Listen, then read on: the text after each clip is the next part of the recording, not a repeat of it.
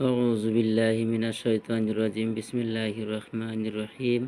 আসসালামু আলাইকুম ওয়া রাহমাতুল্লাহি ওয়া বারাকাতুহু। প্রিয় দর্শক ভাইয়েরা, আপনারা কেমন আছেন? আশা করি আপনারা ভালো আছেন। আমি ইনশাআল্লাহ আল্লাহর রহমতে ভালো আছি।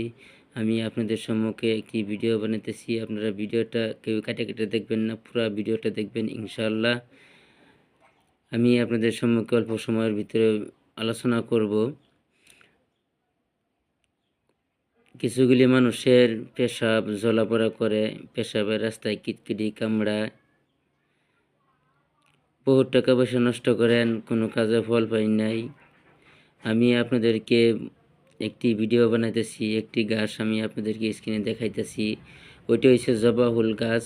ওই জবাহুলের গাছের পাতা বা বাকল বা ফুল আপনারা তুলবেন, তুলিয়া ভালো করে সুন্দর করে ধুয়ে থুতু করবেন। থুতু করে কেসলাইয়া আপনারা অল্প সাপ চিনি মিশাইয়া আপনারা পানিতে সেবন করবেন।